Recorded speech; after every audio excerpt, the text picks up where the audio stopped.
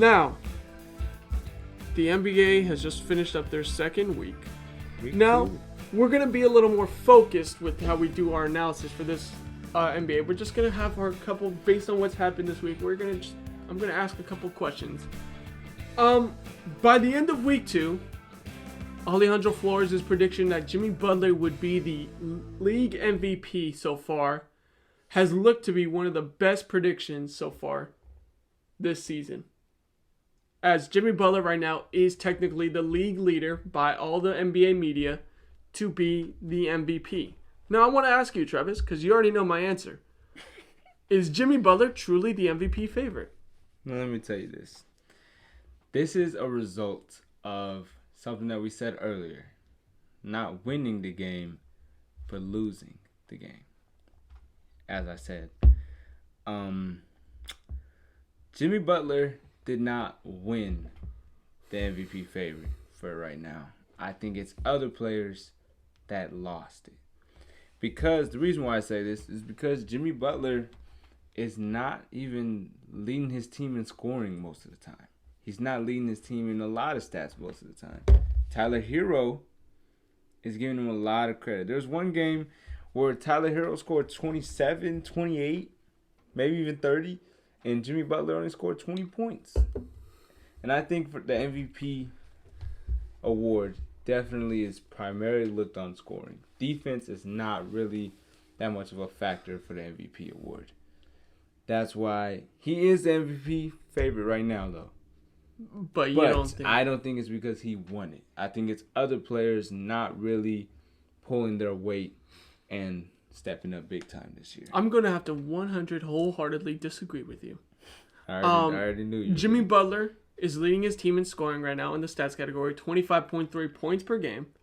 He has he has a total of 7 rebounds per game, 5.5 assists per game, and he's third in the league in steals per game at 2.8. That is an incredible steal percentage. He is the catalyst. And here's the thing. I get what you're saying. Scoring is probably looked on as the highest. Yeah, for MVP. For MVP, I'm going to have to disagree. I think the biggest proof of why that doesn't happen is Giannis versus Harden in the MVP back in, I believe it was 2017. Do you remember when James Harden scored 35 points per game and didn't win MVP? I do remember that. Crazy, right? But Giannis had the number 1 team in the league. Which right now looks like the Miami Heat. And what did Giannis bring to his game that James Harden didn't? He actually plays defense. Bingo. That was the biggest proof. Because, yes, you can ask me right now, do I believe that James Harden should have won that MVP? No. I think Giannis deserved that MVP. You know why? Because Giannis was a high scorer. He did a lot as a playmaker. We already know he's a great rebounder with his size. And he's a top defender in the league. He was the full package. Yeah, he did. Harden, it comes, mainly from scoring. And at that time, Harden wasn't as good of a playmaker as he is now. Yeah, he was just scoring. He was all focused on scoring. And now I got to give Harden credit. He's a good playmaker at this time. I like the way he's focused his game onto playmaking first, scoring second type thing. Although his scoring's a little off, but I digress. 35% field goal percentage for James Harden. Yeah. Either way. Jimmy Butler, I have to give him a little credit, though, because I thought that was very bold. I thought you were crazy to say that Jimmy Butler is the MVP favorite. But obviously, the Heat are a good team, and Jimmy Butler is the best player on his team. Well, and then, so then I'm gonna add on to it right now. The Miami Heat right now have a 97 defensive rating, which is on pace to be the best in NBA history since the three-point shot. I do think that is the biggest part. I said from the beginning that the main reason why this Miami Heat team is going to be so good. First of all, it was not a fluke that they made the finals. No, it was not. The reason why, what was really a fluke is the fact that they were only a 6 seed last year. Mm-hmm. The reason because of this is because Jimmy Butler was hurt. He could never catch rhythm throughout the season. Players were in and out. Tyler Hero was hurt. Everyone was injured. Everyone was hurt. Gordon Dragic was hurt too, who was a big player for them back then, last year. they couldn't catch rhythm. Similar to the Lakers, having had such a short offseason, the shortest one, It was as really well as hard. It was really hard for them to get back. And it wasn't like it was big time injuries. It's the hamstring injuries, the calf injuries, which those are injuries that you could say are due to a lack of rest, right? So now this Miami Heat team is fully rested. They had time to recover. And now you have Jimmy Butler leading the charge, doing it in every spot, in every category. Yeah, he's definitely the MVP candidate right now. I think he's clearly the MVP. I don't think it's because people are falling short, because then you still got Curry, who's dropping 28 points per game, right? You could say Steph Curry should be the MVP, especially with the Warriors winning. But again, I said the reason why I think Jimmy Butler is going to be the MVP this year is because he does it all for this Heat team. He is the main part. He's going to be the center of it all. He's the motivation. He's the great leader. And he can do it all from every category. So yes, he is truly the MVP favorite. And he will stay that way. We'll see about that one. I'm a goddamn genius. You're not, Dro. Oh, sorry. Now, I couldn't help myself. I have a question for Dro Flo, because my Lakers have finally decided to kind of figure it out. They've been taking some dubs, they're still a top team in scoring. I think the top 5. Yeah, they've slipped into the top 5. Definitely struggled on the defensive side. But the biggest question I think that there is on the Lakers is their number 2 scorer. Because LeBron, LeBron's going to be LeBron. He's going to do what he does. But someone that has emerged is Carmelo Anthony. Started off on the New York Knicks, had a great season. Well, started out on the Nuggets actually. Sorry, but he just dropped 23 this last game. The league he is 4th in the league in 3-pointers made. Didn't think that he was that much of a 3-point shooter, but he loves to shoot threes now. So my question to you, Dro, is Carmelo Anthony going to be a star in LA, and is he going to be the number 2 scorer for the LA Lakers?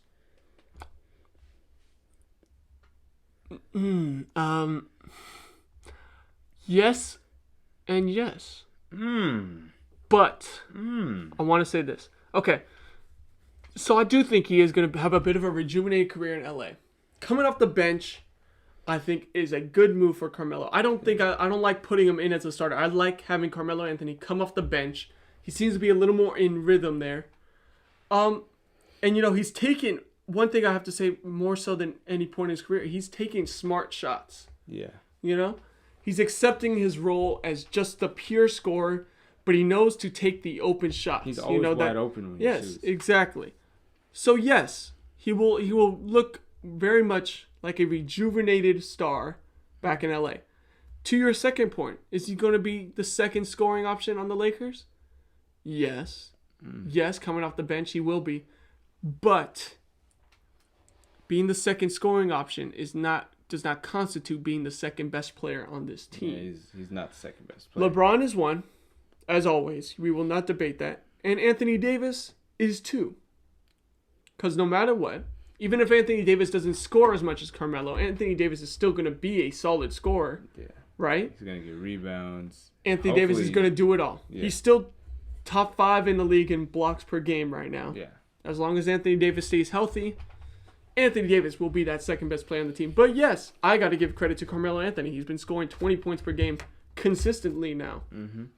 He deserves a lot of credit. He seems to fit. He seems to be the one player who has fit in to that role. Looks like he's been on the team this entire time. Yes, his chemistry with the rest of the team and just understanding his role, which is so huge in basketball.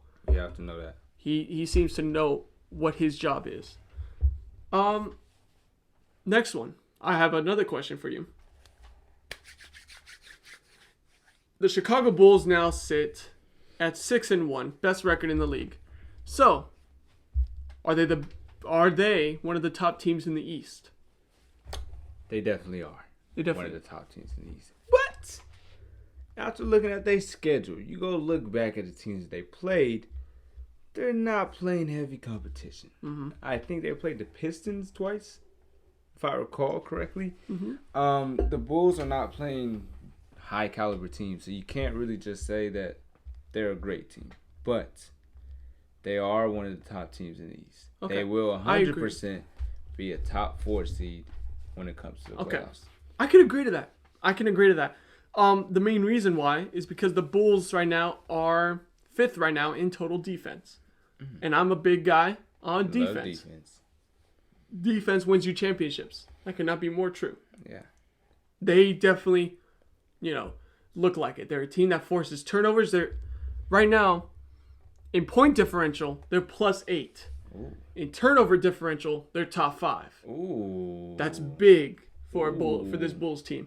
And then you have guys like, first of all, I'm just so happy. I'm a big DeMar DeRozan fan, and seeing how good he's doing right now on the Bulls, happy for DeMar DeRozan. Awesome. Also, Caruso. You have Alex Caruso, Travis' 6th man of the year, who's looking very good actually to be a 6th man. So credit to Travis there a little bit. That's turning out to be possibly a good pick there. Lonzo Ball is doing He's great. Doing his role. He's doing his role great right now as the passer, the facilitator. Defender. Yeah, he's the whole team plays defense. Yes, actually. And the whole team's playing great defense. And Vucevic, who's also he's kind of sleeper trade. No one thought about. And he's taking a step back. He's not the main scorer, but he's doing his job. When he gets the ball in his hands and defensively. Yeah. And the biggest catalyst is Zach LaVine. Zach LaVine, who has really got it. He has to be given credit. As a guy coming off an ACL injury and being a guy who was only considered a slasher, many people thought this was going to be it for him. He is a hard worker. And I say this because he was a guy who wasn't a shooter at all in his career. No. And now he is considered a top 3-point shooter in the league. And that shows the effort that he puts in the offseason. Mm-hmm. And that's the type of stuff that I be talking about. Like Giannis. Now, I actually have to say this really quickly. Because Giannis started out, we were seeing in the preseason that he was shooting very well. Has started to decrease a little bit on his 3-point shooting. Mm-hmm. But it's higher than it's been any of his other years. Yeah. Always improving. Zach LaVine, when he came from the Timberwolves, you weren't thinking anything. You didn't think it was like a big trade. Zach LaVine's on the Bulls. Okay, cool. His career's over. But he's actually transformed the Bulls because of Zach LaVine. That attracted DeMar DeRozan. That attracted Lonzo Ball. That attracted Vucevic and Caruso. And now they're a top seed in the East. Yeah, 100%. DeMar DeRozan is the leading scorer, but Zach LaVine is right behind. Actually, my apologies. They are tied. Both having 25.6 points per game. It's I'm loving what I'm seeing from this Bulls team. When you looked at it, you thought maybe their best tribute would be offense. You had DeMar DeRozan, you had Zach LaVine, Vucevic, right? You thought it was going to be an offensive trio only. This is a great defensive team. Yeah. They've all worked great on their defensive scheme. They're doing a great job switching from man into zone defense, which you don't see much either. Nah, man, this is a very talented team and well coached. I definitely feel like the Bulls are not a team that you can sleep on at all. No, not. This isn't a fluke. They're starting. Don't think that they're a fluke at all. No, 100%. Okay, I'm gonna switch up the order I tell these next two questions to you in. First one, the Clippers are sitting right now. As of this moment, I think it's still 1-4. Yeah. Yeah, 2-4. They won last night. Huh. Nice. Yeah, we were talking about that. But the Clippers won. They're sitting at 2-4 now. They've had 2 games now where Paul George has scored 40 and lost. So, 2-4 is really still nothing to be happy about. So, should the Clippers truly be concerned right now, especially with getting Kawhi Leonard probably only by the end of the season? Man, I'm telling you this right now. I'm scared that the Clippers might not make the playoffs. Because even when Kawhi Leonard does come back, you have to realize Paul George ain't going to score 40 when Kawhi comes back. It's they might score 10 extra points. But who else is going to score for that team? There's nobody. Terrence Mann hasn't really been doing anything this year. He's disappointed me. It looked like the playoffs was a fluke. So, I'm very worried for the Clippers. So just to go with the points per game total, Paul George is sitting at first of all, PG-13. For some reason, got hated on so much. Yeah. He's sitting right now at 28.3 points per game. I said the problem with Paul George is not the fact that he's all of a sudden bad. It's the fact that he didn't know how to be a number 2. Yeah. And it's truly a weird situation sometimes for players. You know, they have to take a backseat and they have to adjust in that sense. He has adjusted well. Well, it's not that he adjusted well to being a 2 now, but now being back to a 1, he has taken full control and showed why he's pretty much, I think they list him as a shooting guard nowadays, why he's one of the best shooting guards in the league, if not the best. Yeah. Right? But he's sitting great at 28.3 points per game. The next highest scorer is 14.2 points per game by Reggie Jackson. That's a huge problem. That's a big difference. Yeah.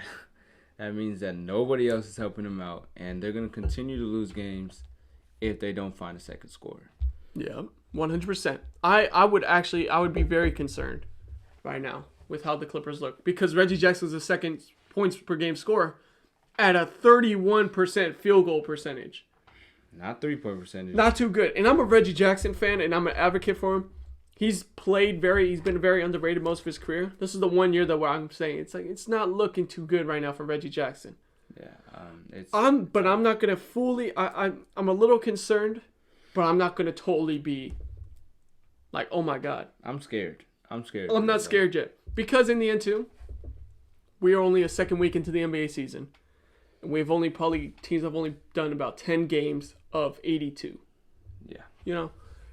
Let's see if this team is able to adjust a little bit. You know, now they're going to go on a full season pretty much without Kawhi Leonard. Are they going to be able to survive like this? I guess we'll find out, right? I don't believe it's too much concern. Now, to end off this segment and the whole entire show, I want to ask you, at this point, who is the best team in the NBA? And I know I told you to write down this question so you can come with me for an answer, and you were struggling. I was struggling because I was looking at it. There's a lot of different choices you can make. You could say, obviously, the Warriors have done good, but are they as good as the rest of the teams? No. Yeah, and then you argue, are they good as their record shows? Because right now we have to go on record a little bit. Yeah. Like, people would still, like, if Travis had a real option, he'd probably still say the Lakers. Because talent-wise, you'd want to say the Lakers, but they haven't looked like it. Yeah, you can't really just say it because they haven't showed it. No. And so who has showed it?